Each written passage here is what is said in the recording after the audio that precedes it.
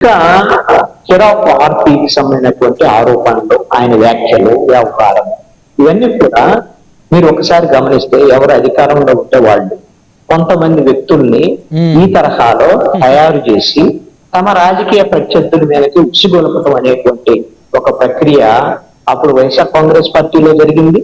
ఇప్పుడు కూటమి ప్రభుత్వంలో కూడా జరుగుతూ ఉంది. దాంట్లో ఏ మార్పు లేదు. కొంత మార్పు అయితే ఉంది. ఆ మార్పు ఏంటనేది కూడా నేను చెప్తాను.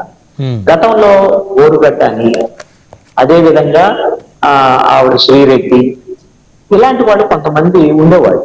వాళ్ళు ఇష్టం వచ్చినట్టుగా నోటికి వచ్చినట్టుగా ఇప్పుడు బోరుగడ్డ అని బెదిరించిన వాడు లేరు.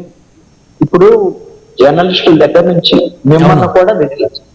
అదేవిధంగా అనేక మంది ఎమ్మెల్యేలకు ఫోన్లు చేసి బెదిరించారు.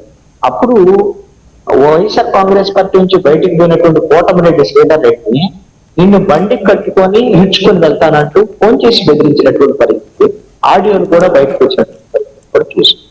ఇప్పుడు బోరుగడ్డ నీళ్ళు వెనకాల ఎవరున్నారు? ఆ రోజు ఖచ్చితంగా వైఎస్ఆర్ కాంగ్రెస్ పార్టీ ఉంది.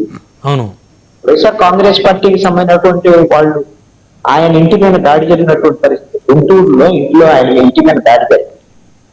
అప్పుడు ఆ సందర్భంలో వైఎస్ఆర్ కాంగ్రెస్ పార్టీకి సంబంధించినటువంటి ఒక నేత ఇంటి మీద దాడి జరిగింది అని సాక్షి మీడియాలో వార్తా కథనాలు వచ్చినాయండి. లేకపోతే ఆయనకి వైఎస్ఆర్ కాంగ్రెస్ పార్టీ కాకపోతే ఇప్పుడు ఏమంటారు కనకారావు గారు, సంబంధం అంటే మాకే సంబంధం లేదని చెప్తారు. శ్రీరెడ్డికి మాకు సంబంధం లేదని చెప్తారు. వీళ్ళు